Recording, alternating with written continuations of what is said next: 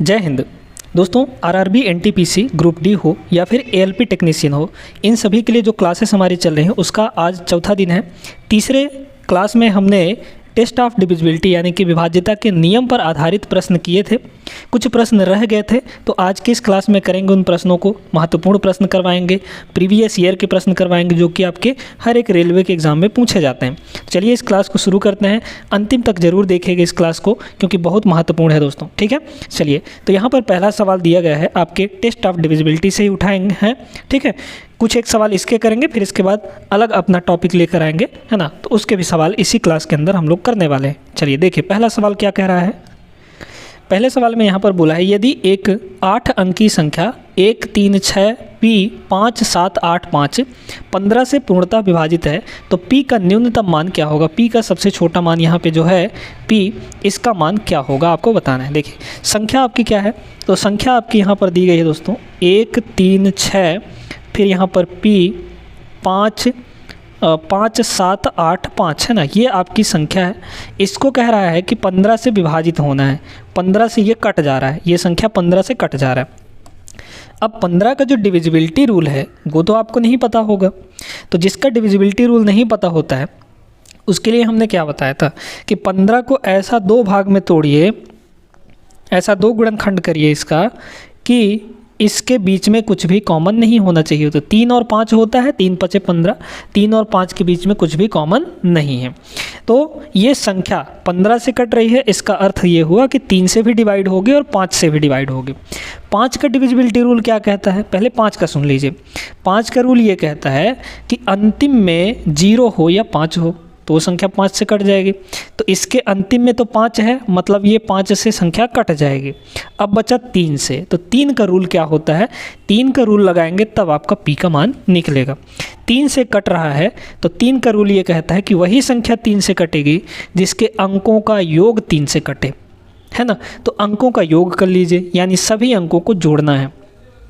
अच्छा, इसमें एक चीज़ और हम आपको सिखाए थे कि जब भी 3 या 9 की बात होती है तो जितने अंक मिलाकर उनका योग 9 हो जाता है ना, उनको हम लोग हटा देते हैं। ठीक है, तो यहाँ पर 3 और 6 मिलाकर 9 हो गया, ये हट जाएगा। 8 और 1 मिलाकर 9 हो गया, इसको भी काट दीजिए। बाकी जो बचा है ना उनको जोड़ लीजिए, कितना हो जाएगा देखिए। यहाँ पे ये है आपका 5 5 7 12 और 12 5 17 और प्लस P, है ना, P भी तो है। तो हो गया आपका 17 प्लस P। ये आपका किससे डिवाइड होना है, ये आपका 3 से डिवाइड होना है। ठीक है, अब यहाँ पर P के स्थान पर हम क्या मान रख दें ताकि ये 3 से कट जाए पूरी तरह, है ना। तो ऊपर अगर 18 होता तो 3 से कट जाता, और 18 होने के लिए P का मान कितना होगा, यहाँ पे 1 हो जाएगा दोस्तों। तभी ना 17 1 18 हो जाएगा, 18/3 3 से कट जाता है ना। 18 जो है 3 से कट जाता है आपका। तो P की जो न्यूनतम वैल्यू होगी वो कितनी होगी, 1 होगी।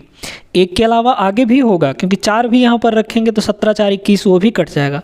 आपको बोला था न्यूनतम यानी सबसे छोटा मान, तो सबसे छोटा मान हमको क्या मिल रहा है, 1 मिल रहा है। तो P की वैल्यू यहाँ पर कितनी होनी चाहिए, 1 होनी चाहिए। ऑप्शन नंबर C करेक्ट हो जाएगा। बहुत अच्छा सवाल था, ऐसे ही सवाल आपके रेलवे के एग्जाम्स में पूछे जाते हैं। आगे चलिए बढ़ते हैं अगले प्रश्न में, देखते हैं क्या दिया गया है। चलिए देखिएगा इस सवाल को। कह रहा है निम्न में से कौन सी संख्या 24 से विभाजित है। अब आपको 24 से पता करना है कि इनमें से कौन सा संख्या डिवाइड हो जाएगा, है ना। बड़े ध्यान से सुनिएगा, बहुत ही आसान तरीका बताएंगे। आपका है 24 से डिवाइड होना है। 24 से कौन सी संख्या डिवाइड होगी दोस्तों, तो 24 का रूल तो आपको पता नहीं है। इस 24 को ऐसा 2 गुणनखंड में तोड़िए जिनके बीच में कुछ भी कॉमन नहीं होना चाहिए। तो यहाँ पे क्या करेंगे, इसको 3 और 8 में तोड़ सकते हैं, 3 8 24 होता है ना। अब आप 3 का भी रूल जानते हैं, 8 का भी रूल जानते हैं। 3 और 8 से कटने वाली ही संख्या 24 से कटेगी, है ना। तो चेक करेंगे एक एक करके। पहले तो हम लोग 8 से चेक करते हैं। ठीक है, 8 से चेक कर लेते हैं या फिर 3 से चेक कर लीजिए, कोई दिक्कत नहीं है। ठीक ना, 8 से चेक करिए पहले।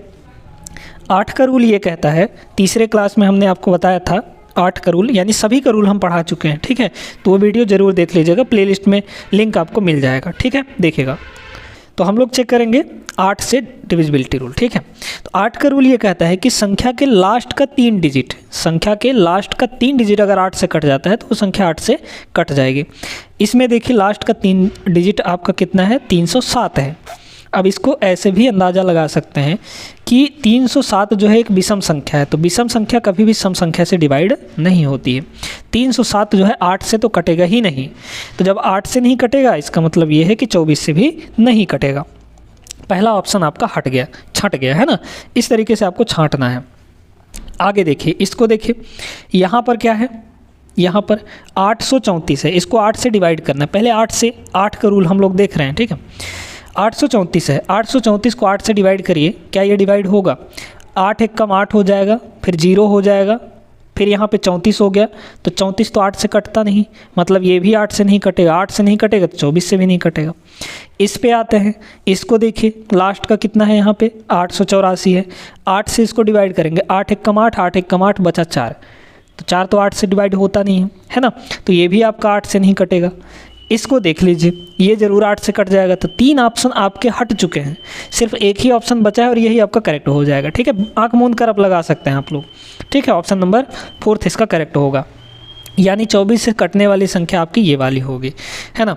चाहे तो चेक कर सकते हैं, 8 से चेक करना है, यानी 384 को 8 से डिवाइड करिए, देखिए कटता है या नहीं, तो हो जाएगा 8 चौक 32, है ना, 8 चौक 32 बचा 6 तो 64 हो गया, 8 अठाई 64 हो जाएगा। 48 बार में 8 से कट गया, तो 8 से भी कट रहा है। अच्छा, अगर 3 से चेक करना चाहें तो 3 से भी चेक कर सकते हैं, 3 से भी कट जाएगा। देखिए कैसे, ये हो जाएगा 8 7 15, 15 और यहाँ पे 8 3 11, 11 4, 11 4 15, है ना, तो 15 और 15 हो गया 30, 30 जो है 3 से कट जाता है। 3 का रूल यही ना कहता कि अंकों को जोड़ लीजिए और फिर काट दीजिए, ठीक है। तो 30 भी 3 से कट जाता है, यानी यही संख्या 3 से भी कट रही है, 8 से भी कट रही है, तो 24 से भी कटेगी। ऑप्शन नंबर डी करेक्ट हो जाएगा। आगे चलिए बढ़ते हैं अगले प्रश्न में। देखिए दोस्तों, अब इस सवाल को देखते हैं। यहाँ पे बहुत बढ़िया सवाल है और सबसे आसान तरीका बताएंगे इसको करने के लिए, है ना। कह रहा है 3 से विभाजित होने वाली 3 अंकों की कितनी संख्याएं हैं।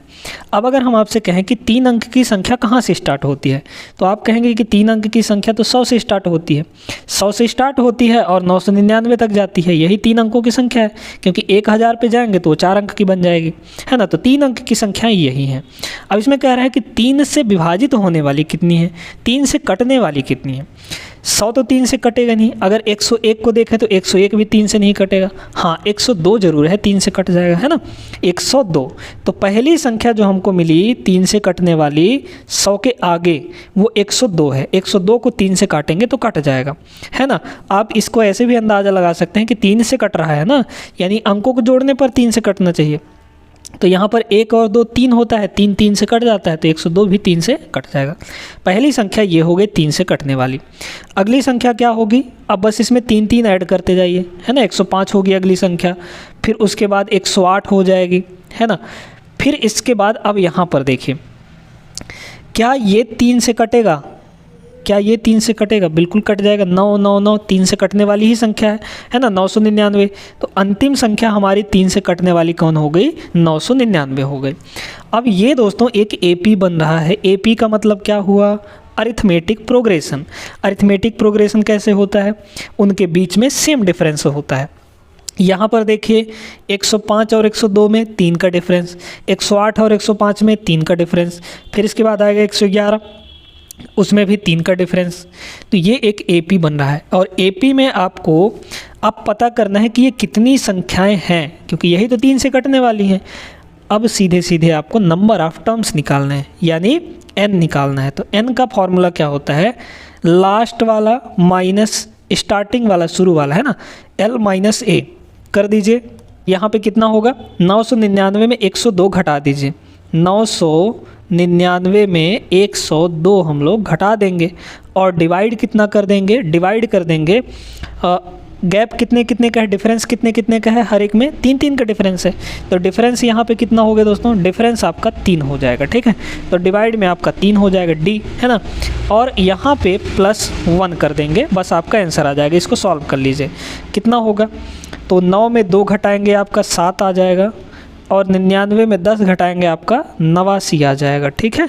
और डिवाइड में आपका हो जाएगा यहाँ पे 3 और +1 काट दीजिए इसको, तो 3 दूना 6, फिर बचा आपका कितना 2, तो 29 हो गया, 3 और 27 बचा 2, फिर 3 नहीं हो 27, और प्लस आपका यहाँ पे 1, ठीक है, ये हो जाएगा। इन दोनों को जोड़ लीजिए, तो इन दोनों को जोड़ेंगे तो आपका कितना आ जाएगा, यहाँ पे आ जाएगा, ये आ जाएगा आपका 300, है ना, कितना आ जाएगा, 300 आ जाएगा। यहाँ पे आपके ऑप्शन में नहीं दिया है, ऑप्शन थोड़ा गलत हैं यहाँ पे, है ना, तो आपका जो करेक्ट आंसर है दोस्तों वो 300 आएगा। उम्मीद करते हैं सभी को समझ में आ गया होगा कि 3 अंकों की 3 से विभाजित होने वाली कितनी संख्याएं हैं। क्लियर हो गई ना बात। चलिए अब इसको सॉल्व करने का एक और शॉर्ट तरीका बताते हैं आपको इस सवाल को, है ना। ये तो थोड़ा सा लंबा तरीका हो गया, ये भी तरीका आपको जानना चाहिए। अगला तरीका सुनिए, देखिए क्या है यहाँ पर, 3 अंकों की सबसे छोटी संख्या 100 है और 3 अंकों की सबसे बड़ी संख्या यहाँ पर 999 होगी, है ना। कह रहा है 3 से विभाजित होने वाली, तो 3 से विभाजित होने के लिए कह रहा है तो इसको भी 3 से डिवाइड करिए और इसको भी 3 से डिवाइड कर दीजिए। 100 को 3 से डिवाइड करेंगे तो पूरा कितनी बार डिवाइड होगा, 33 बार, है ना, 33 3 99 होता है ना। इसको 3 से डिवाइड करेंगे तो 3 3 9, 3 3 9, 3 3 9, 333 हो जाएगा। अब क्या करिए, इन्हीं दोनों के बीच का डिफरेंस ले लीजिए, तो 333 में 33 घटाएंगे तो आपका सीधे सीधे कितना आ जाएगा, 300 आ जाएगा और यही आपका करेक्ट आंसर होगा। ये शॉर्ट तरीका है दोस्तों, ठीक है। तो जब भी ऐसा सवाल आएगा तो इस तरीके से आप लोग कर सकते हैं, है ना। अब आगे चलते हैं, यहाँ पे अगला सवाल देखते हैं। देखिए दोस्तों, ये सवाल तीसरे क्लास में भी हमने ऐसे सवाल करवा रखे हैं आपको। अगर जो तीसरे क्लास को देखे हैं उनको पता होगा क्या तरीका है इसको करने का। जब एक संख्या 234 से विभाजित होती है तो शेषफल कितना बचता है, संख्या किससे डिवाइड किया गया, आपका 234 से डिवाइड किया गया, तो रिमाइंडर कितना बचा, आपका 36 बचा, ठीक है। अब कह रहा है उसी संख्या को 13 से विभाजित करने पर शेषफल क्या बचेगा। तो एक काम करिए, 13 से विभाजित करने के लिए बोला है ना, तो 13 से विभाजित करने पर आप सीधे सीधे ऐसे प्रश्नों में आपको रिमाइंडर निकालना है, तो जो पिछला रिमाइंडर बचा हुआ है उसी को डिवाइड कर दीजिए। पिछला रिमाइंडर आपका कितना बचा है, 36 बचा है, 36 को ही 13 से डिवाइड कर दीजिए, है ना। 13 से विभाजित करने के लिए कह रहा है तो 13 से हम लोग डिवाइड कर देंगे, कितना आ जाएगा आंसर, यहाँ पे रिमाइंडर आपको निकालना है ना। रिमाइंडर कितना आ जाएगा, 13 दूना 36, 13 दूना 26, 26, 13 3 39 हो जा रहा है, 13 दूना 26, है ना। तो 36 माइनस 26 करेंगे तो रिमाइंडर कितना आ जाएगा, 10 का आ जाएगा, ठीक है। काट के देख सकते हैं, 10 रिमाइंडर इसका सही आंसर हो जाएगा, ऑप्शन नंबर सी। ये भी क्लियर हो गया होगा। ऐसे सवाल आएंगे तो सीधे क्या करिए, जो पिछला वाला रिमाइंडर बचा है उसको जिससे डिवाइड करने के लिए बोला है उससे बस डिवाइड करके शेषफल निकाल लीजिए आप लोग, ठीक है ना। आगे चलिए बढ़ते हैं अपने अगले सवाल में। अब थोड़ा अलग टाइप के सवाल आने वाले हैं दोस्तों। अगला सवाल ये रहा आपका, यदि 3 क्रमागत विषम संख्याओं का योग 51 है तो तीनों में अल्पतम संख्या कौन सी होगी, यानी सबसे छोटी संख्या कौन सी होगी। अब ऐसे में जब आपको क्रमागत संख्याएं दे दे, क्रमागत विषम संख्याएं दे दे या फिर क्रमागत सम संख्याएं दे दे दोस्तों, तो इसको करने का एक ही तरीका है और सबसे बेस्ट तरीका है ना। क्या तरीका है, कह रहा है 3 क्रमागत यानी 3 लगातार विषम संख्याएं, है ना। तो 3 लगातार विषम संख्याएं बोल रहा है ना, तो 3 जगह जितने लगातार विषम संख्याएं बोले उतने यहाँ पे लाइन बना लीजिए। इन सभी का टोटल कितना कह रहा है, 51 कह रहा है, ठीक है, 51 कह रहा है। अब यहाँ पे बोला कि 3 क्रमागत है ना, 3 लाइन आप बनाए हैं ना, तो जितने लाइन बनाए हैं, जितने संख्याएं बोल रहा है उसी से आप इसको योग को जो टोटल आया है उसको डिवाइड कर दीजिए। सॉरी, यहाँ पे 3 से डिवाइड करेंगे, ठीक है। 3 से डिवाइड करेंगे तो ये कितना आ जाएगा आपका, ये आ जाएगा आपका 17। और ये जो 17 आया है, मतलब जो भी आया है ये एग्जैक्टली आपका बीच में होता है दोस्तों। तो 17 चूँकि एक विषम संख्या है और विषम संख्या ही पूछा गया है आपको, तो इस 17 को बीच में रख दीजिए, यानी यहाँ पर आपका क्या आ जाएगा, 17 आ जाएगा, ठीक है। अब तीनों की तीनों तो विषम संख्या हैं और लगातार विषम संख्या हैं, तो 17 के बाद अगला विषम संख्या कौन सा होगा, 9 होगा, ऑड नंबर 19, है ना।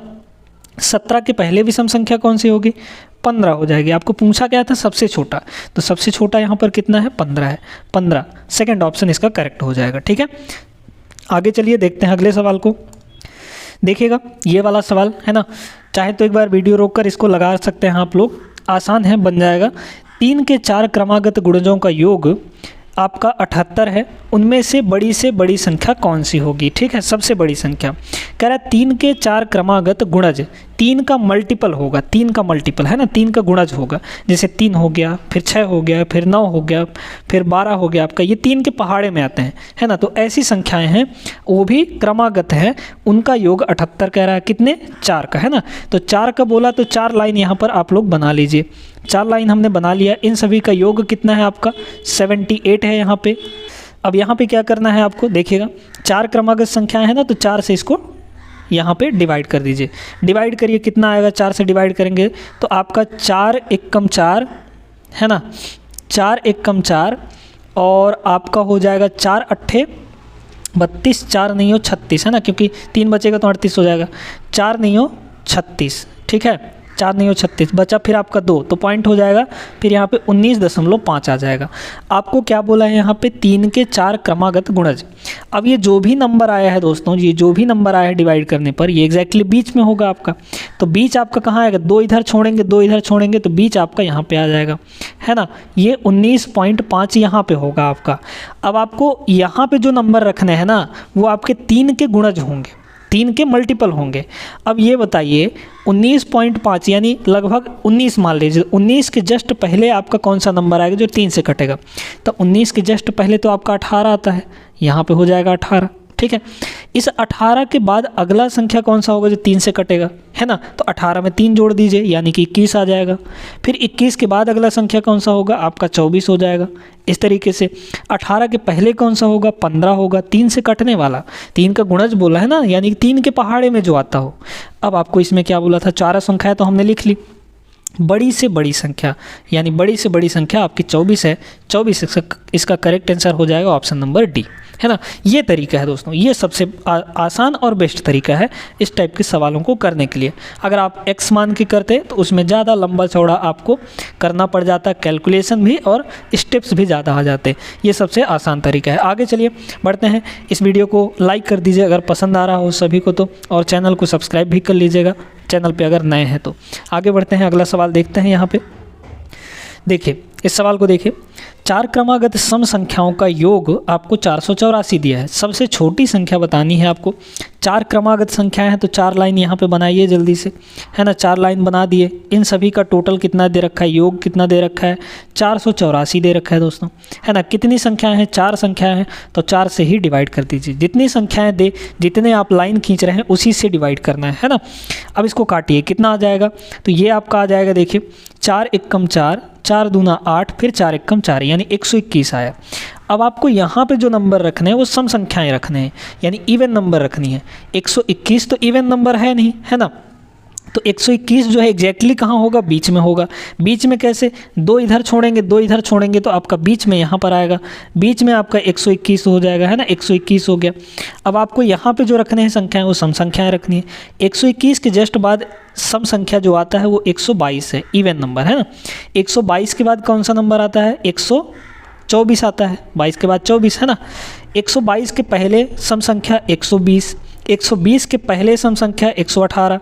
इस तरीके से आपको पूछा क्या था, छोटी संख्या क्या होगी, सबसे छोटी संख्या, तो सबसे छोटी संख्या 18 है ना।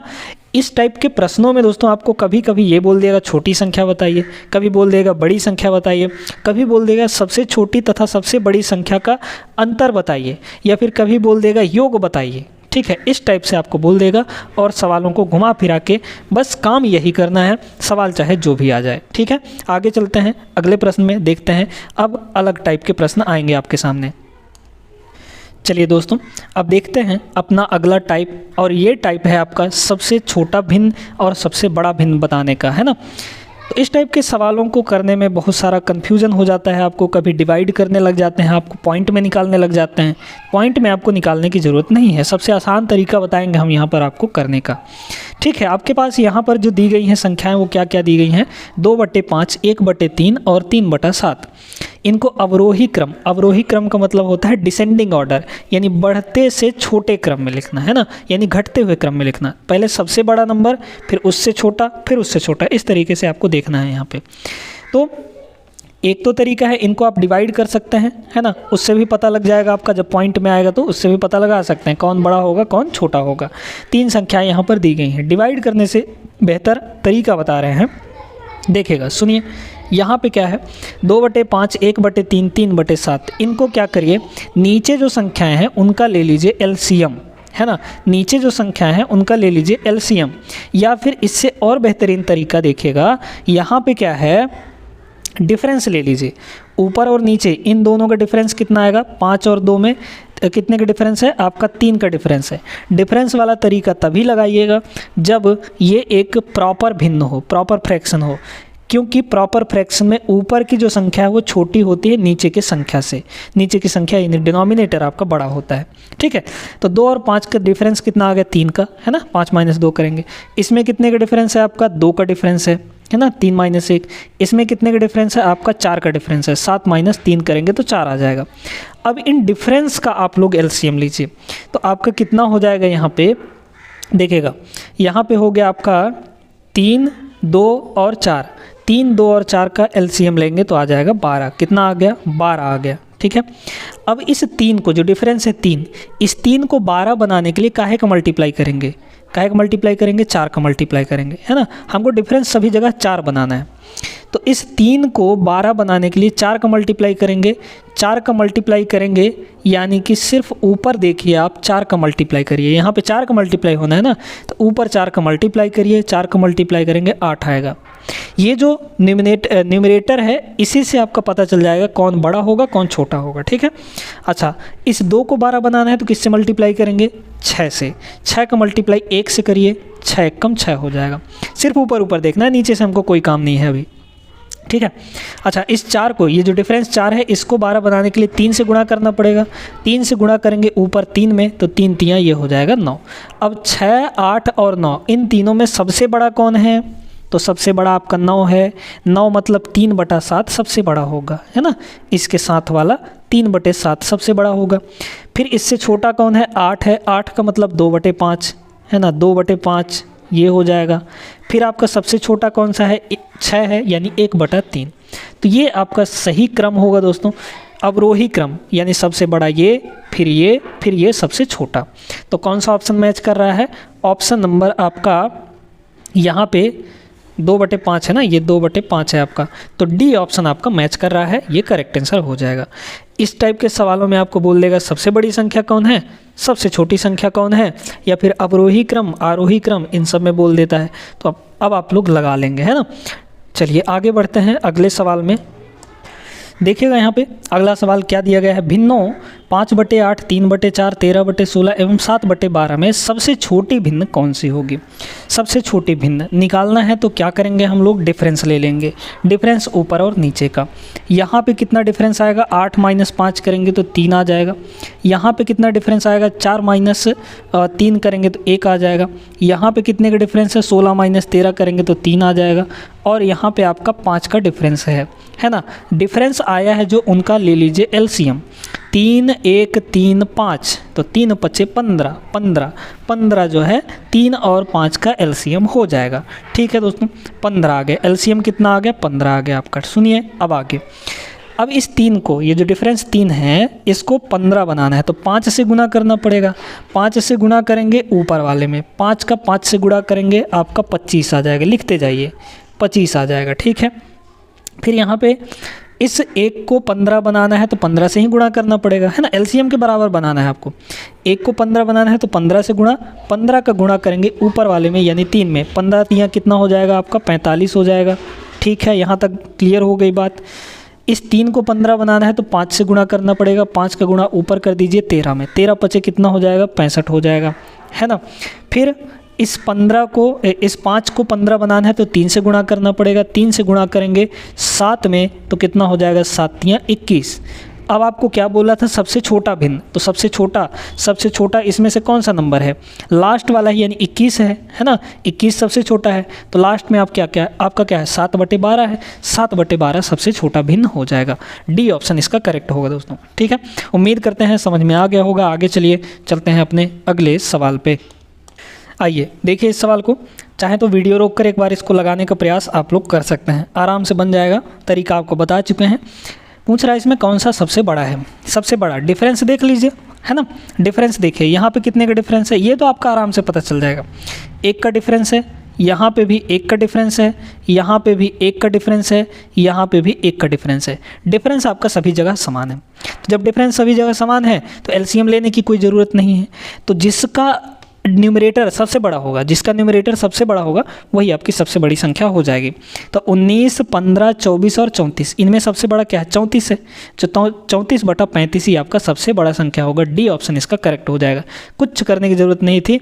जब आपका सभी जगह डिफरेंस समान आ जाए, डिफरेंस इक्वल हो, तो क्या करिए, न्यूमरेटर बस को देखिए, यानी अंश को देखिए। अंश आपका बड़ा तो वो संख्या बड़ी होगी, अंश आपका छोटा तो वो संख्या छोटी हो जाएगी। ठीक है ना।